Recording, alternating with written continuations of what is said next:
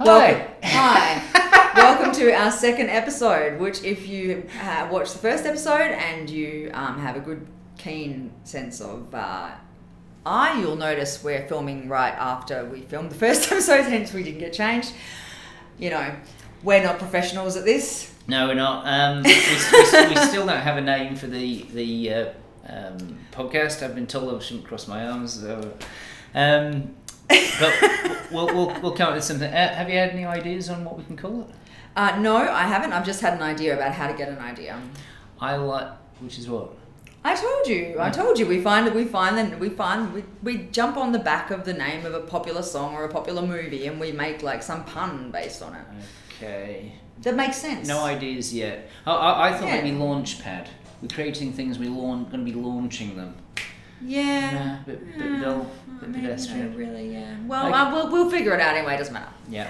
So still no name for the podcast. Still no fancy graphics or anything. Still haven't written anything on the whiteboard. Although we did actually just clean it off earlier today, but that's all right. Yes. So what we're going to do in this episode? We are going to run through our ideas that we have literally brainstormed over the course of essentially 2 days, plus some back and forth on WhatsApp. Yeah.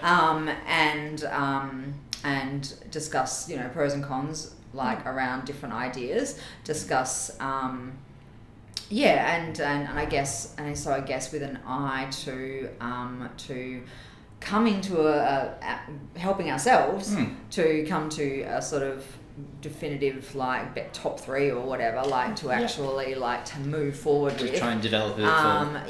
Although of course we're still going to be attempting to innovate new ideas, because you never know when a good idea is going to pop up. Yeah. Okay. So we've got about how many? 4. We've got about 10 ideas, but I think the first one is the most complicated. A lot of the other ideas are just here's an idea. What do you think? Whereas this first one, which is what we started with in the last episode, was this kids versus screen battle. Yeah. Which is much more of a general concept, and is not very well developed. So I think we need to explore that a bit before we go on. So I'm very passionate about exploring this idea and trying to develop a product or in this space, just because I know there's a real need. So whether we will come up with anything or not, remains to be seen, but I think it's worth devoting our time to and energy to anyway, and because it is something that I think just all around the world, parents are really struggling with, and kids are not always up to good things on their devices, but by the same account, you don't want to take their devices away. You want to place trust in your children, especially once they hit a certain age. It obviously makes sense for a child to have a mobile phone so they can call you and things. I mean, and a few of my friends, just got their children those phones that you can only call and text from as one solution to this. However, eventually a grandparent will buy them an iPad, or and they're going to be at their friends' houses and seeing their friends have this technology, and so they're going to be harping on about it and stuff.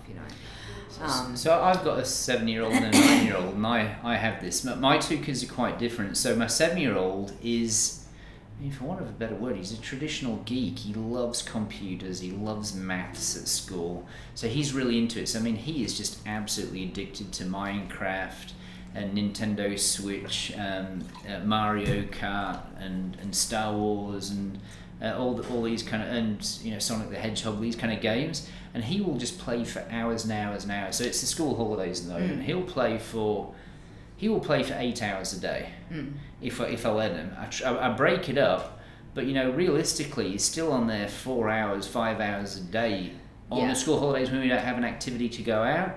So do you reckon that what you were saying was maybe you don't want a barrier, like you don't want on Apple devices, for example, now we can lock out. Yeah, so they have parental lock on Apple devices, and it's basically like on a Windows PC. the parent is the admin and the child is just a user, and that user is sandboxed, if you know what that term means. Basically, just they can't install apps, they can't change settings.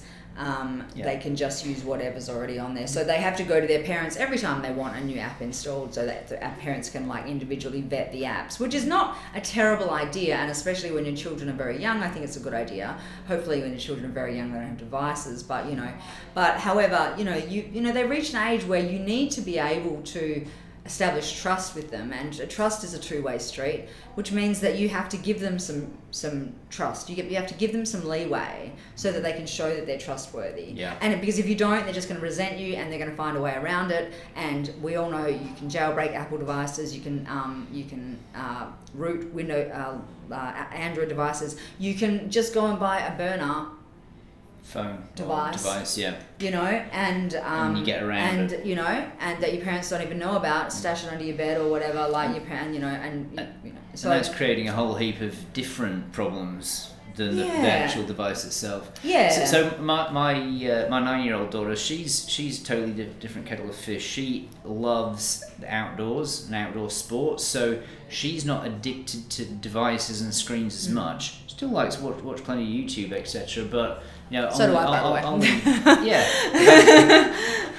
Well, that's the height of hypocrisy. We might end up needing to make this address this for adults too. But for her, because she's intrinsically interested in things outside of computers and games and screens, there's not that same level of attachment and drawback. Now, she's public school here in Australia, they've said that all grade 4s have to have an iPad. And this is very common now in schools across Australia. Not the public schools are rolling it out now. Even like that, it's either on the book list, or in some cases the parents have to buy it. That is the book list, or in some schools they just have them for loan to the students. And look, those devices, of course, you don't have full access to. Exactly. So her device has parental controls that go to my wife. My wife's endlessly being barraged with can you approve this? Can you give me extra time? All this stuff. So that annoys my wife. Sue, cool. We'll say her name. So she's kind of annoyed by that. Now, so my daughter Emma, who's 9, who uses this, she mainly uses the device to contact a friend. She's mainly into this FaceTime to be able to talk to a friend. So she's talking to a girlfriend same kind of age. So it's very much a social thing for her. And she'll go on there for a bit, but compared to my son, maybe an hour a day, maybe less, and it's always talking to a friend, which to me seems inherently a lot better than being kind of glued to a push button, Candy Crush kind of thing. Absolutely. Back when we were growing up, we didn't have mobile phones. We just had the landline phone at the house, and it was not uncommon for you to want to occupy that landline phone for an hour talking to your friends on the phone, even though you'd been at school with them all day for some reason. So I don't think that there's anything inherently wrong with using apps for things like FaceTime or video chat, or just chat over the regular phone, or messaging services, so long as you know and the parents know the person that you are talking to. Yeah, exactly. The danger only comes in when there is the and ability. that person is approved. The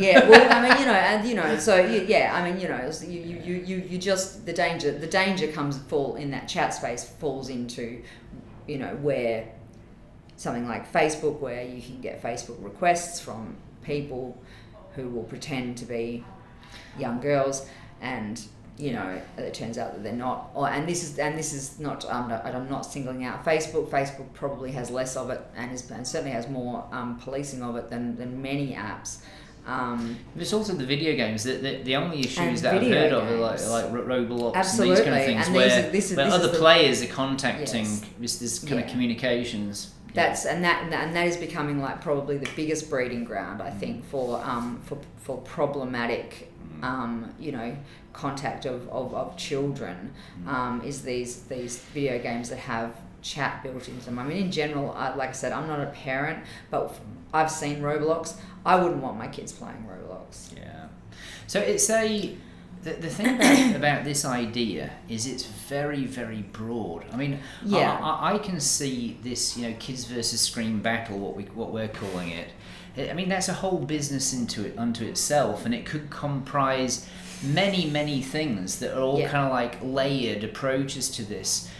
Some I think you could be classified as distractions, like things to do that engage kids, hopefully as well as a video game does or a device does, so that they just don't want to use that device as much. Yeah. Or, I mean, ideally, maybe not at all, or very little, but something that can intrinsically find. So it could even be, you know, find a hobby kind of idea, like trying to identify what in a computer game or a YouTube channel kids are attracted to, and then trying to tease out of that what the intrinsic interest is, and trying to find substitutes. A bit like you do with, you know, if you're trying to give up cigarettes or something, trying to find substitutes. Yeah. So there's that angle. Then there's the product angle. You know, we talked about, you know, making so you physically can't access the device. Well, I mean, that does work. It could cause some of the issues that you were discussing there.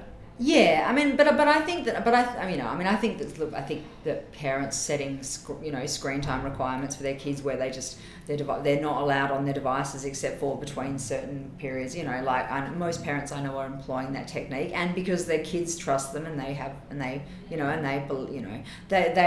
more or less, you know, that they know of anyway, they're more or less like obeying that, you know, but then I also know other parents who have kids who just sit there all day on the Xbox and you know, and they don't know what to do about it, because, you know, when they, you know, even though their kids actually would prefer to do something with their parent, like, you know, there's a real dearth of things to do at reasonable prices, and things to do that are fun for kids, and also at least fun, if not accessible to parents, because parental involvement is key. You can't, you know, the whole, you know, saying to the kids run and play outside thing doesn't work. I don't think it really ever worked. Maybe back in the day it worked a little bit, but, you know, like, you know, kids generally will prefer to do something if their parents are doing it too. You know, so because they want that time, they want that, believe it or not, they want that quality time. They want the connection. Yeah, exactly. Humans want. They might not want it when they're being forced to sit around the dinner table for, you know, for family dinner, but you know, that's because that's not their idea of fun, you know. Like, so, you know, so things, you know, so this is where the whole board game, I guess, industry, like, you know, comes into play, at least to a certain extent, and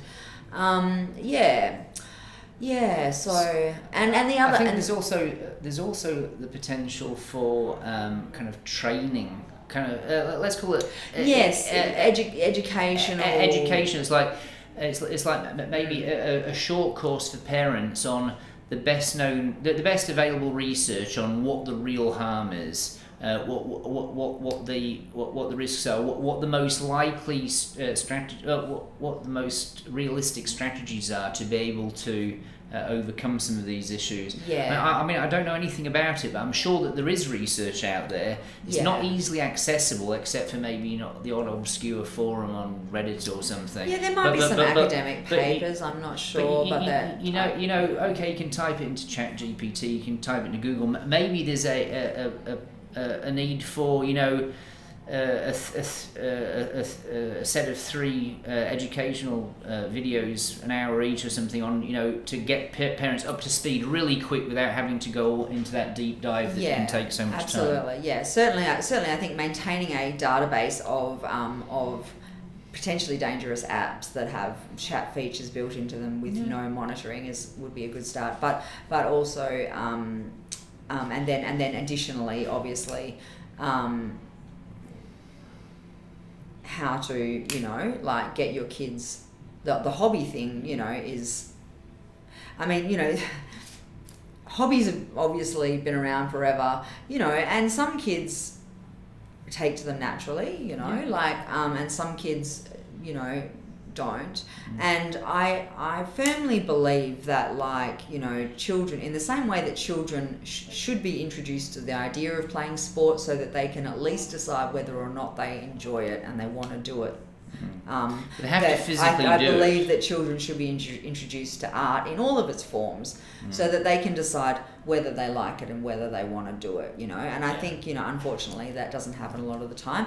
And, you know, and it certainly doesn't happen again with the involvement and the participation of the parents. So, but I don't want to. But this is not a podcast about how to parent your child, and it's also not necessarily a podcast to solve this particular problem at this time. I think what we can say, so pros and cons. One of the cons I can see is we're just not exactly sure what this means. Yeah. We know that there's a need out there, and that's really powerful from a marketing perspective. But how to tackle it, I think we need to dig into. Pros for me on that one are, as I said before, I can see how you could start with small, which I just love. Small is beautiful, and then get something that works, and then just start building up. Ideas and community and products. I mean, that's what we're here to do. I mean, there's definitely a business aspect to this as well. But I can see how it can snowball into something that's quite big because it's a big part of into people's its lives. own company, essentially. Yeah. Okay, all right, let's leave that one there because we've already talked about it for too long. Any other pros and cons about? Oh, pros and cons.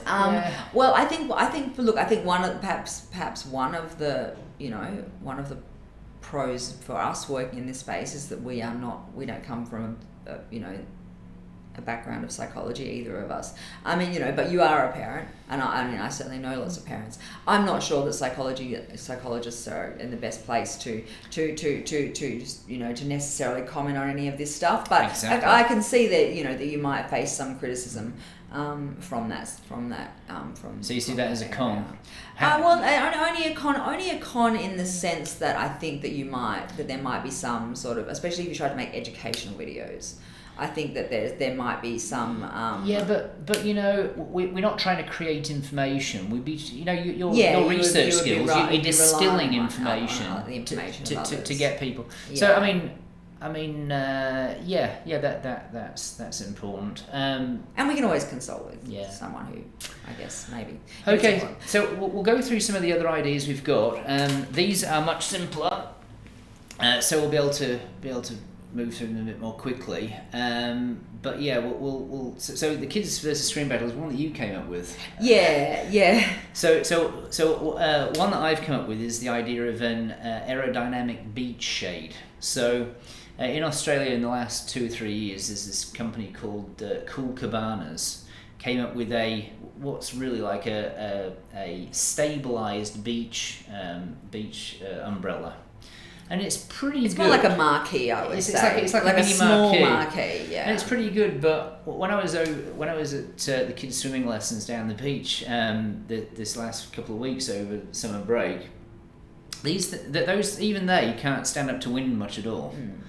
So you know, it doesn't have to be very windy on the beach, and everybody's back to just like either leaving the beach altogether or. On a hot sunny day, or kind of just sunscreen is all they've got. And I was just thinking of the problem. I'm an engineer. I'm thinking there's got to be a way of developing a beach shade that can handle quite a windy environment. So yeah, what do you reckon? Yeah, Pros and cons. I mean, look. I'm not an engineer, and so I'm, you know, but I would certainly take your word for it when it came to if you think that something is going to, is going to work. I think like the pros are obviously like there's definitely a market anywhere, you know, for people that live in coastal regions if we can make them fairly cheap. there is also, you know, obviously we'll be going into direct competition with what are this called? Cool Cabana.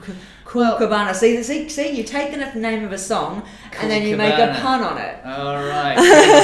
Cool Cabana. Interesting. Yeah, I mean, is it a solved problem? I'm just jumping on the bandwagon. No, I think that was an improvement. Yes, right. But there's further improvements that could be made on the product. Definitely. The idea of having good stable shade on the beach, Cool Cabana doesn't solve it. No. And I think that there's a potential to use, you know, wind tunnel type kind of testing to make something that's quick to assemble and effective. Yeah.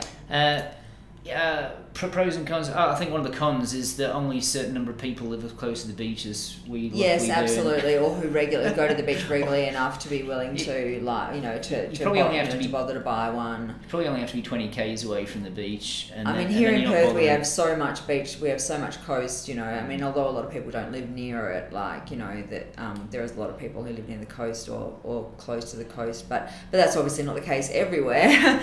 Not everywhere in Australia, and not everywhere. You know, in overseas countries, especially landlocked countries, but you know, So potentially limited market, but maybe worth exploring. Okay. Next idea. Do you want to choose one? Well, so aerodynamic beach shade, like that's what you just talked about, right? So we're not moving through the list in from top to bottom. All right, so I think you came up with a list of ideas, actually, Steve. Except for the last most of them are actually either Sue, my wife, or mother-in-law, or just anybody I'm talking to. Should I do another one? Yeah, no, go. You do. Okay, so the next one is a well-thought-through kids' lunchbox. It's amazing. My wife, Sue, she says, even though there's lots of lunchboxes on the market, they're actually not well thought through. So typical problems, the seals don't work very well, or the slots aren't designed to be the standard size for an apple or the standard size for a sandwich slice. So you end up cutting the sandwiches short to fit them in or squeeze them in. Especially if there's any kind of moisture or liquids in there, they seep from one section to the other. They don't fit into the school bag well. They're either the two. I've actually got quite a good one that's kind of like a Japanese bento box style. Yeah, I was going to say. But the thing is it's too thin. Yeah. So again, you can't get a sandwich in there. But so almost nothing except, you know, sushi sheets or something won't fit in there. So it's pretty well done, but it's not quite right. It's almost like you'd need to reverse engineer it and say, you know, what's the standard lunch in a country? Yeah, what do kids typically take? Well, they take, in Australia, they might take a little bag of shapes. Okay, well, open it up. What's the volume of that? Make sure that there's a compartment that handles a standard thing of that. If you go to the store, what's the standard range of apple sizes? Okay, I mean, sure, you can go and buy some mega apple or something, but, you know, if you go to your standard supermarket, what's the standard apple size? Make sure that the container fits that apple. Yeah. And so that you know you're good. And then the sealing problem has been solved, but you have to go and tell the manufacturer, do it like this. Yes. You can't make it up. Absolutely. Or whatever's convenient. You know, do it like this. Yeah, absolutely. That Japanese one that I've got, the seal is excellent. Yes. Yeah. So that's the idea of a kid's lunchbox. Yeah, no, I think that's a good idea, and I mean, because I don't have kids, but I did work recently for a woman who had 2 kids, and I was regularly washing her kids' lunchboxes up, and I was struck by how awful they were. They were awful to wash. You couldn't put them in the dishwasher. They they would come home like an absolute mess because stuff had obviously spilled from one compartment into another. I mean, I think it's reasonable to assume that there would be a fairly easy to engineer, easy to design solution to that problem. And I think that there would be a market for it, you know. It's a big market. There's a lot of parents out there. There's a lot of parents, and most of them send their kids to school with lunch. And there are a lot of lunchboxes in the market, but there's not. it's interesting that those things do kind of catch on. Like 3 or 4 years ago, there was a Japanese style bento box one that still wasn't very good. It had a pull-out section, and it had the back of the thing was very hard to clean, and it was hard to dry, and it was still not quite right. There's plenty of lunchbooks out there, but not really well thought through. So I think you have to really go into that hard. Yeah. Okay, Belle, how about you do this one here from our uni days? Oh, so one of the very first ideas that Steve and I ever had made me laugh when to make money fast, as we used to call it back then, when we were like 18, 17, was to in some way like incorporate a diving siloam or a glow stick into a bottle of alcohol. So that when you crack the seal on the top of the bottle, the whole bottle would start to glow. So if you were in a nightclub, and especially if there was a black light, but even if there wasn't a black light, you'd be walking around with this thing, and it would be and you'd be drinking from this glowing bottle, and we thought it was a cool idea at the time, and we talked about different ways we might be able to make it work and things, and and then but we were 18, we had no capital, and we did. We had a lot of side projects, and it was just an idea. And it was just an idea. And ideas, we came up with 10 ideas, 10 maybe bad ideas in a very short period of time. Ideas are easy. Executing on them and getting them right through, and solving all of the myriad of problems from the actual physical mechanics of it, making sure there's in this one enough light to make it worthwhile, getting the surface texture of the glass right, so safety aspect, actually figuring out who could manufacture such thing, how you distribute and transport it, what the cost, what the pricing structure would be, this would there be any insurance aspects to resolve in terms of having a chemical in a drinking implement? It's like almost any idea you come up with has got even a simple idea has such a depth of complexity that you have to resolve. So I don't know, 17. So I think all of everything you've just listed are definite cons to that particular idea. And this was, I think, more or less where we got to with it. The idea at the time was cool idea, but the difficulties involving the implementation made it certainly non-feasible then. And look, it's 30 years have passed since then. It might be worth it might be worth looking at again. but it's also been 30 years since we've been going to nightclubs and things, and maybe glow sticks aren't popular anymore. Maybe. I still have a sneaking suspicion. I think it's a fundamental human need. Look at me as a powerful motivator. That's true. And I can see that even if it was $10 for a vodka or something, or $25 for exactly the same thing in the look at me bottle, I think that a lot of the target market would see that as value. Yeah. It's like because when these things crack open in the nightclub, the idea would be is everybody looks that way. Yeah. If in a perfect world. Well, certainly. You carry it around, and it's like, and people are like, oh, look, what's that? What's that? What's that you're drinking? Yeah. Anyway. Okay. Fun idea. Yeah, fun idea. We've only got a couple of minutes left, so we'll just do one more before we wrap up.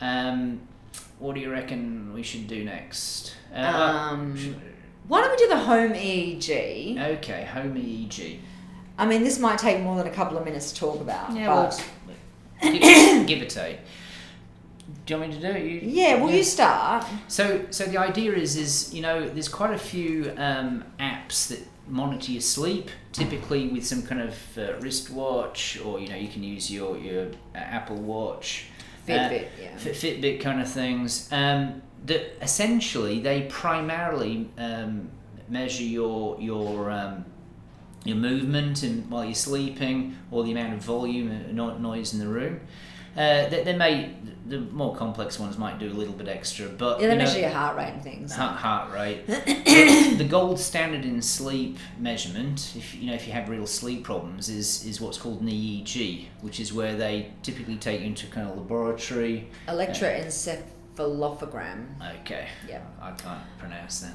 Yes, and yes, you have to go into a sleep clinic. You have to spend the night there. They put all these electrodes all over your head, and then you hopefully manage to get to sleep.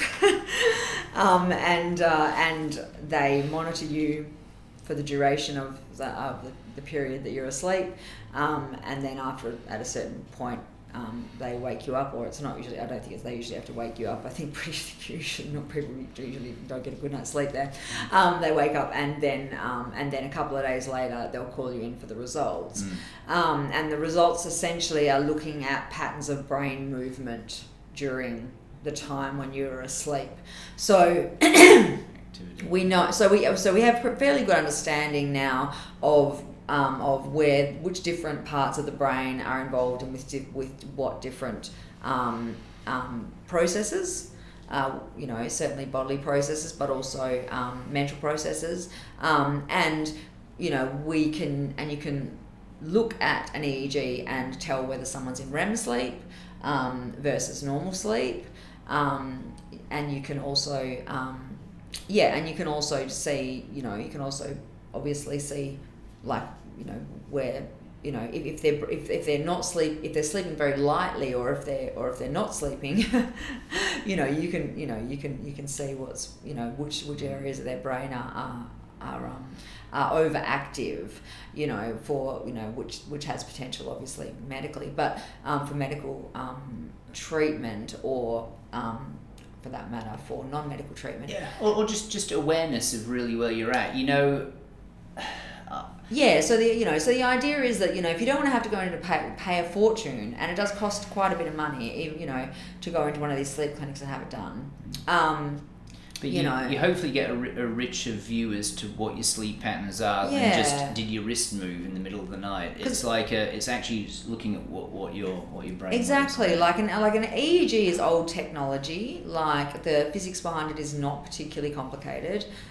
We don't see any reason why you couldn't make a device relatively easily to monitor this, and then have it connected to some type of a cap. I just wonder if something like a sleep cap, like iCover, if you could just have a really minimal one that would actually, touch your forehead and actually just give enough information to actually find out if you're in REM sleep or not. Yeah, maybe it might do. We would have to see. We would have to look up the medical data on that. This product, there are a few of these already out there, but not really. But not in mainstream. Yeah, not in mainstream. I mean, I had to really look hard on. And you're talking four figures. Google to find them. Yeah, and the price of them was not quite, so $599 US, I think, was the price for the cheapest one that I found, and then they went up from there. Yeah, so we're thinking about something much more accessible, that maybe he's got a phone app. Yeah, exactly. Yeah. So it's just something that's maybe doesn't give you as extensive, it doesn't give you quite as comprehensive data, but gives you enough additional data that would make it appealing, and especially if you did build it into something like an eye mask, which a lot of people sleep with anyway, then